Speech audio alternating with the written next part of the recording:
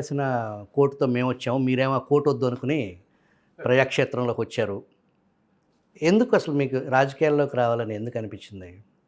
రాజకీయాలనేది ఇప్పుడున్నటువంటి పరిస్థితుల దృష్ట్యా రావాల్సొచ్చింది.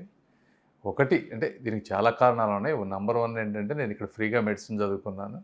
బట్ ఏ రోజు నేను ఇక్కడ ఉండి సర్వీస్ చేసింది కాదు. సర్వీస్ దానికి ఒక డెట్ ఉంది. అది క్లియర్ చేసుకోవటం ఒకటి. దానికన్నా రెండోదేంటంటే ఇప్పుడున్నటువంటి రాజకీయ, సామాజిక పరిస్థితుల దృష్ట్యా మాలాంటి వాళ్ళు రాకపోతే ఈ రాష్ట్రం చాలా ఇబ్బంది పడుతుందన్న మెయిన్ ఉద్దేశంతో వచ్చాను. మీరు మామూలుగా బుర్రిపాలెం గదా! బుర్రిపాలెంలో పుట్టారు. పెమ్మసాని అంటే ఇప్పుడు ఒక వైబ్రేషన్ నడుస్తుంది స్టేట్‌లో.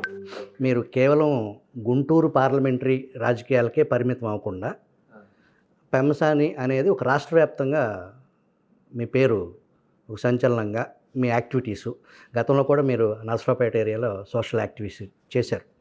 ఈ మంచినీళ్ళు సప్లై కానీ, తాగునీరు వ్యవహారం, మెడికల్ క్యాంప్స్ ఇది. ఇప్పుడు గుంటూరులో యాక్టివ్గా ఉన్నారు.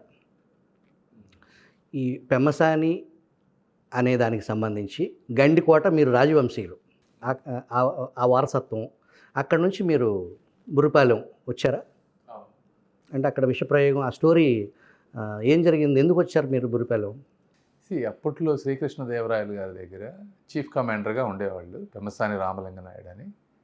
ఆ రోజుల్లో ఆ ఏరియాని కాంకర్ చేయాలనుకున్నప్పుడు పెమ్మసాని వారు మెయిన్ ఫోర్స్ లాగా ఉండి అడ్డుకున్నారు. అడ్డుకున్నప్పుడు వీళ్ళని డైరెక్ట్గా అటాక్ చేయలేక ఇంటర్నల్గా పాయిజన్ పెట్టి పెమ్మసాని వారిని చంపేసిన తర్వాత then they were able to come and take the entire fort. So అలా జరిగింది. ఆ విషప్రయోగం జరిగినప్పుడు ఇంట్లో ఉన్న ఆడవాళ్ళు కానీ, పిల్లలు కానీ అందరూ మైగ్రేట్ అయ్యారు. కొంతమంది మధురై వెళ్ళారు, కొంతమంది చిత్తూరు, కొంతమంది గుంటూరు జిల్లాకు వచ్చారు. గుంటూరు జిల్లాకు వచ్చిన వాళ్ళలో మేము. అది ఆనాటి గండికోట కడపకు సంబంధించింది. మళ్ళీ ఇప్పుడు ఈ పెమ్మసాని గుంటూరు నుంచి అదే కడప ప్రాంతానికి చెందిన పులివెందుల రాజకీయ నాయకుడు, పులివెందుల ప్రస్థానం, ఫ్యాక్షన్ ప్రస్థానం ఉన్న ముఖ్యమంత్రిని ఈ పెమ్మసాని ఎదుర్కోబోతున్నారు. ఏమనిపిస్తుంది మీకు? నేను ఈ ఎంటైర్ ప్రాసెస్లో నేను ఒక పార్ట్ అండి. చంద్రబాబు నాయుడు గారు, లోకేష్ గారు ఎంటైర్ టీడీపీ మెషినరీ ఎదుర్కొంటోంది. నేను ఈ ప్రాంతం నుంచి రిప్రజెంట్ చేస్తున్నాను కాబట్టి దానికి నా వంతుగా నేనేం చేయగలను అవన్నీ చేయగలను. కానీ దీనికి మనం ఏదో హిస్టారిక్ కాంటెక్స్ట్ తీసుకొచ్చేసి అక్కడక్కడ సినిమాటిక్గా చేయాల్సిన అవసరం లేదనేది నా ఒపీనియన్.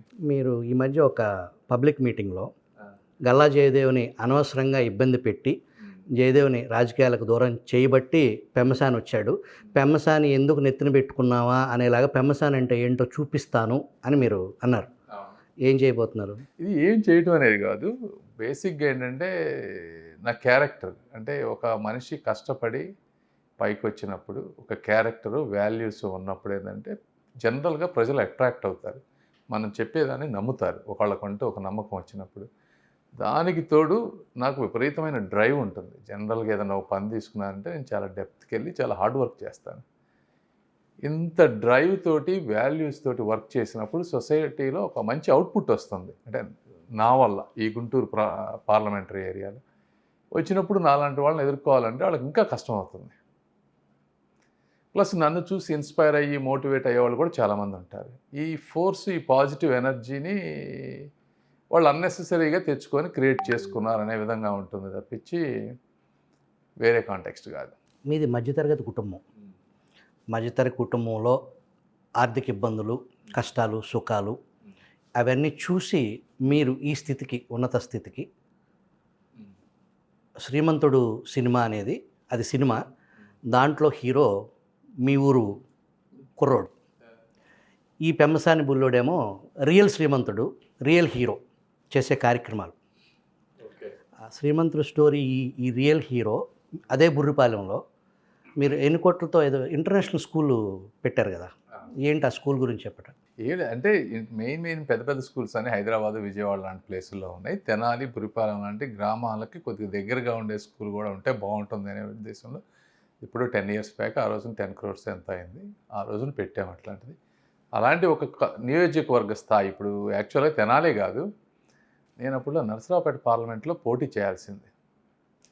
నేను నరసరావుపేటలో ఉన్న 7 సెగ్మెంట్స్‌లో ఇలాంటి స్కూల్స్ పెట్టాలని ఆ రోజున నరసరావుపేట, చిలకలూరిపేట, సత్తెనపల్లి ఈ ఏరియాలన్నిటిలో ఒక 2 ప్లేసుల్లో దొరకలేదు నేను కొనాలనుకుంటే ల్యాండ్ నాకు కరెక్ట్‌గా అనుకున్నట్టుగా. 4, 5 ప్లేసుల్లో ల్యాండ్ కొని పెట్టాను. ఇక్కడే కాదు వేరే ప్రాంతంలో కూడా ఈ ఎంటైర్ స్టేట్‌లో ఒక నెల్లూరు, ఒంగోలు ఇలాంటి ఏరియాల్లో కూడా నా వంతుగా నేను కొంత గిఫ్ట్ ఇవ్వటానికి ఒక మంచి ఎడ్యుకేషనల్ స్కూల్స్ కట్టి గవర్నమెంట్‌కి ఇచ్చేద్దాం నా లెగసీ లాగా అని అనుకున్నాను నేను వాస్తవంగా.